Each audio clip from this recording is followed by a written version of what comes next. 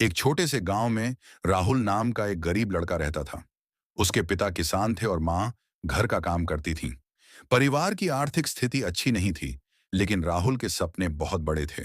वह हमेशा सोचता था कि एक दिन वह अपने माता पिता का नाम रोशन करेगा और उनकी सारी परेशानियां दूर कर देगा। राहुल पढ़ाई में बहुत अच्छा था, लेकिन उसके पास अच्छे कपड़े, महंगी किताबें और सुविधाएं नहीं थीं। गांव के कुछ अमीर बच्चे उसका मजाक उड़ाते थे। वे कहते, तुम कभी सफल नहीं हो सकते, सफलता केवल अमीर लोगों के लिए होती है।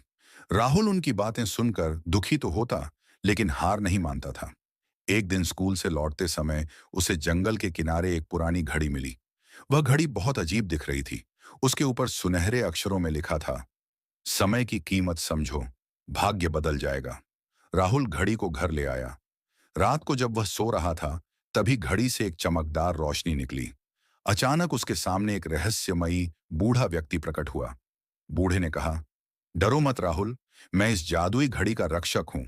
यह घड़ी तुम्हें भविष्य नहीं दिखाएगी और न ही सोना देगी, लेकिन यह तुम्हें समय की असली ताकत समझाएगी। राहुल हैरान था। अगली सुबह उसने देखा कि घड़ी में एक नया बटन था। उसने बटन दबाया तो समय रुक गया। चारों तरफ सब कुछ स्थिर हो गया। पक्षी हवा में रुक गए, लोग चलते चलते रुक गए। राहुल बहुत खुश हुआ। उसने सोचा, अब मैं आसानी से सफल हो जाऊंगा। शुरू शुरू में उसने रुके हुए समय का उपयोग पढ़ाई के लिए किया।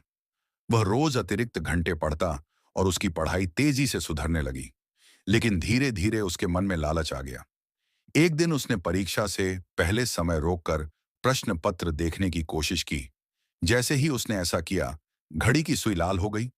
रात को वही बूढ़ा व्यक्ति फिर प्रकट हुआ। उसने कहा, यह घड़ी मेहनत करने वालों की मदद करती है, धोखा देने वालों की नहीं। यदि तुम इसका गलत उपयोग करोगे तो इसकी शक्ति खत्म हो जाएगी। राहुल को अपनी गलती का एहसास हुआ। उसने वादा किया कि वह कभी बेईमानी नहीं करेगा। दिन बीतते गए। राहुल ने समय का सही उपयोग करना शुरू किया। जब दूसरे बच्चे खेलते रहते, तब वह पढ़ाई भी करता और खेल भी खेलता। उसने अपने हर मिनट की कीमत समझ ली। कुछ वर्षों बाद बोर्ड परीक्षा का परिणाम आया। पूरे जिले में राहुल प्रथम आया। जो लोग कभी उसका मजाक उड़ाते थे, वही अब उसकी तारीफ कर रहे थे। लेकिन कहानी यहीं खत्म नहीं होती। एक दिन शहर की एक बड़ी कंपनी ने मेधावी छात्रों के लिए प्रतियोगिता आयोजित की। विजेता को विदेश में पढ़ने की छात्रवृत्ति मिलने वाली थी। राहुल ने प्रतियोगिता में भाग लिया। प्रतियोगिता बहुत कठिन थी। देश भर से हजारों छात्र आए थे। प्रतियोगिता के अंतिम चरण में राहुल को एक मुश्किल समस्या हल करनी थी। उसने घड़ी की मदद लेने के बारे में सोचा, लेकिन फिर उसे बूढ़े व्यक्ति की बात याद आई।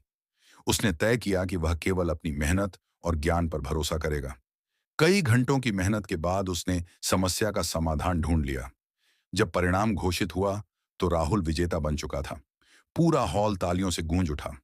उस दिन राहुल को समझ आया कि सफलता का असली रहस्य किसी जादुई शक्ति में नहीं, बल्कि अनुशासन और मेहनत में होता है। विदेश में पढ़ाई पूरी करने के बाद राहुल अपने गांव लौटा। उसने देखा कि गांव के बच्चे आज भी संसाधनों की कमी से जूझ रहे हैं। उसने अपनी नौकरी से कमाए पैसों से गांव में एक बड़ा स्कूल बनवाया। स्कूल के मुख्य द्वार पर उसने वही शब्द लिखवाए जो जादुई घड़ी पर लिखे थे, समय की कीमत समझो, भाग्य बदल जाएगा। धीरे धीरे गांव के बच्चे अच्छी शिक्षा पाने लगे। कई बच्चे डॉक्टर, इंजीनियर और अधिकारी बने। एक दिन राहुल अपने पुराने घर की सफाई कर रहा था। उसे वह जादुई घड़ी फिर मिली। उसने मुस्कुराते हुए घड़ी को देखा। इस बार घड़ी से कोई रोशनी नहीं निकली, कोई जादू नहीं हुआ। लेकिन राहुल समझ चुका था कि असली जादू घड़ी में नहीं था। असली जादू उसके भीतर था। वह जादू था समय का सम्मान, मेहनत की आदत और कभी हार न मानने का हौसला। राहुल ने घड़ी को गांव के स्कूल में रख दिया, ताकि हर बच्चा उसे देखकर प्रेरणा ले सके। आज भी उस स्कूल में आने वाले बच्चों को यह कहानी सुनाई जाती है। उन्हें बताया जाता है कि अगर कोई इंसान अपने समय का सही उपयोग करे, मेहनत करे और ईमानदारी से आगे बढ़े, तो वह अपनी किस्मत खुद लिख सकता है।